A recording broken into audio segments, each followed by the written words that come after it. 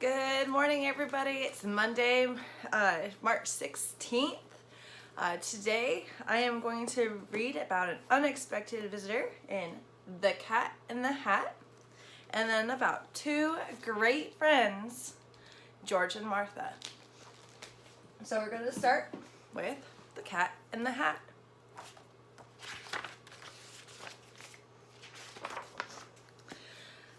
The sun did not shine. It was too wet to play. So we sat in the house all that cold, wet day. I sat there with Sally. We sat there, we two, and how I said, how I wish we had something to do.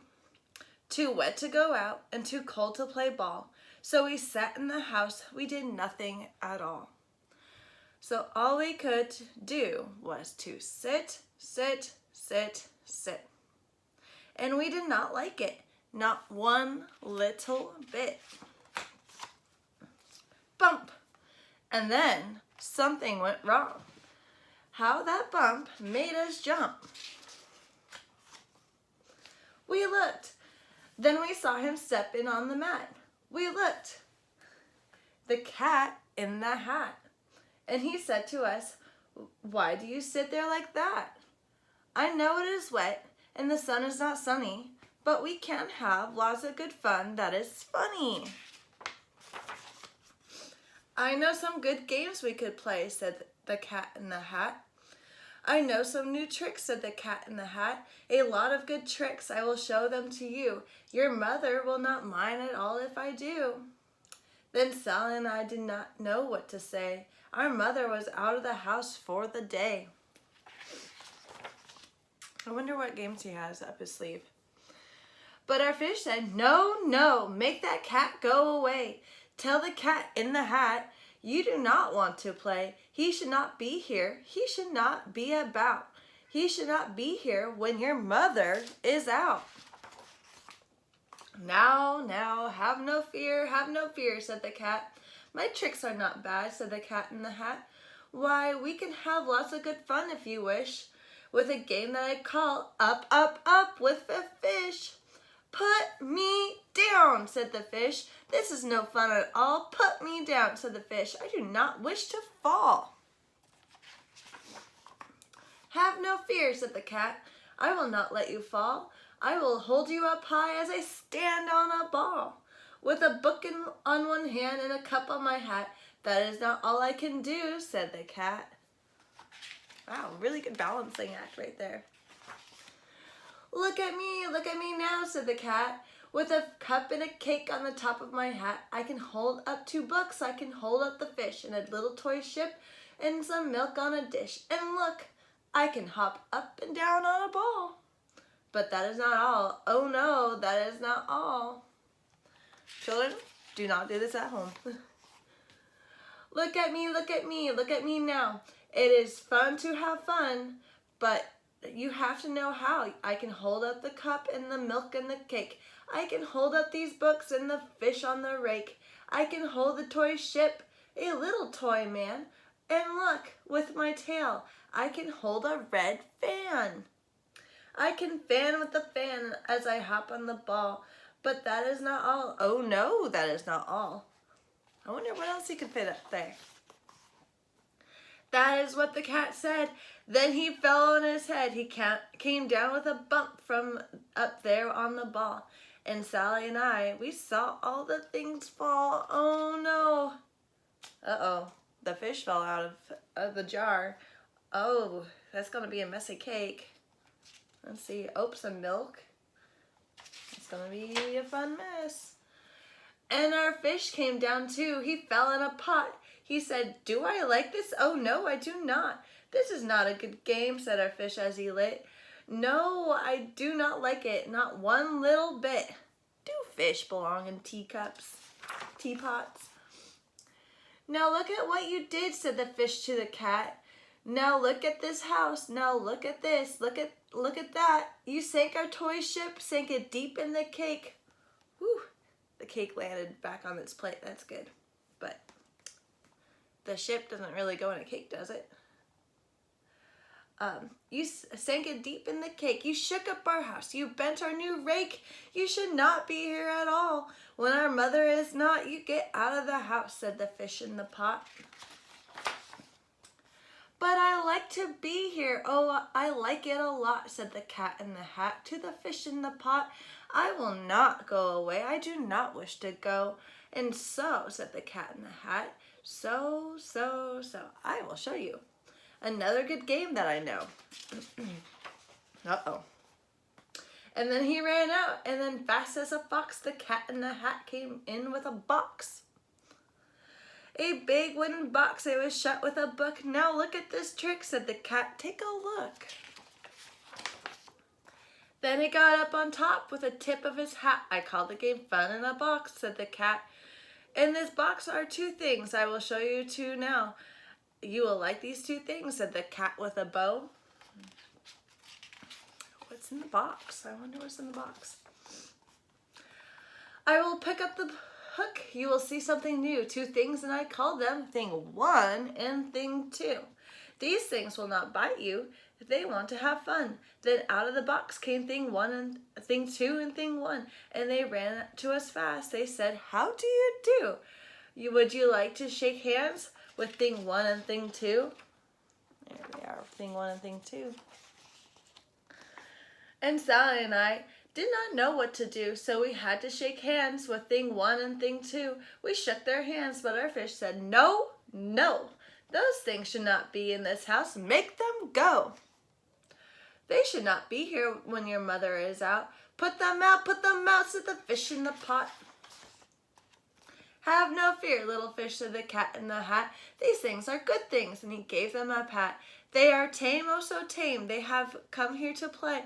They will give you some fun on this wet, wet, wet day. Now here is a game that they like, said the cat. They like to fly kites, said the cat in the hat. No, not in the house, said the fish in the pot. They should not fly kites in the house. They should not. Oh, the things they will bump. Oh, the things that they will hit. Oh, I do not like it, not one little bit. I wonder how they fly the kites in the house without bumping things. Oh. Then Sally and I saw them run down the hall. We saw things, those two things bump their kites on the wall. Bump, thump, thump, bump, down the wall in the hall. Oh, they are going to knock over that vase. Oh, they knocked the shade off the lamp. The pictures are askew or fallen. Uh-oh. Thing 2 and Thing 1, they ran up, they ran down. On the string of one kite, we saw Mother's new gown. Her gown with the dots that are pink, white, and red. Then we saw one kite bump on the head of her bed. Then those things ran about with big jumps, bumps, jumps, and kicks, and with hops and big thumps and all kinds of bad tricks. And I said, I do not like the way that they play. If Mother could see this, oh, what would she say? Look, the fish is on the kite. You must have some kind of a ride there. Then our fish said, look, look, and our fish shook with fear. Your mother is on her way home. Do you hear? Oh, what will she say? Oh, what will she do to us? What will she say? Oh, she will not like it to find us this way. There she is. She's in the yard on the way home. So do something fast, said the fish. Do you hear? I saw her. Your mother is near. So as fast as you can, think of something to do. You'll have to get rid of Thing 1 and Thing 2. I wonder what would happen if your parents saw your house a mess after playing awesomely like that. Then I let down my net. It came down with a plop, and I had them. At last, those two things had to stop. Then I said to the cat, now you do as I say. You pack up those things, and you take them away. Oh dear, said the cat. You did not like our game. Oh dear, what a shame, what a shame, what a shame. Oh, they caught both Thing 1 and Thing 2. Then he shut up the things in the box with a hook, and the cat went away with a sad kind of look. Oh, he just wanted to play. That is good, said the fish. He has gone away, yes, but your mother will come, and she will find this big mess. And this mess is so big and deep and so tall, we cannot pick it up. There is no way at all. Look at that mess. Do you think that they could do that in like few minutes? Or how long do you think it would take? And then, who is back in the house? Why, the cat. Have no fear of this mess of the cat in the hat. I always pick up all my playthings, and so I will show you another good trick I know. How many of you have a picker-upper like that?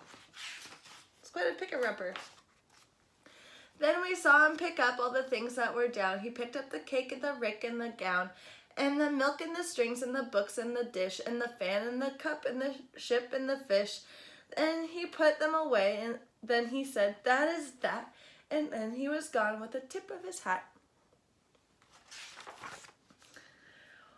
Then our mother came in. She said to us too, "Did you have any fun? Tell me, what did you do?"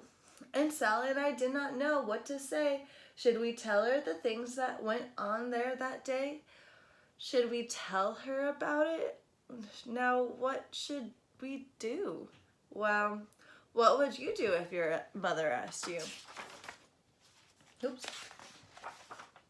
The end.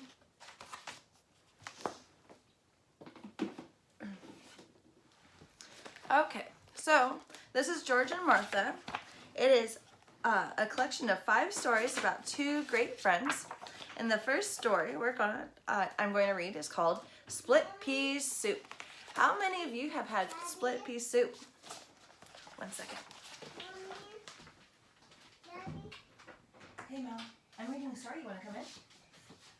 Mommy, I'm gonna have my Nini and Papa and my other Nini are gonna look at my thing. Yeah? In my bedroom. In your bedroom?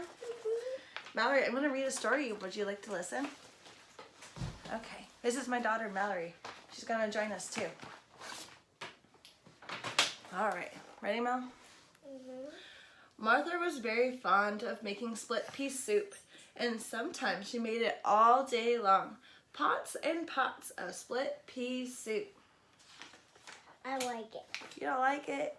Ew. Ew. It's my favorite soup. If there was one thing that George was not fond of, it was split pea soup. As a matter of fact, George hated split pea soup more than anything else in the world, but it was so hard to tell Martha. Here she comes with another big bowl of split pea soup, even though he hasn't finished.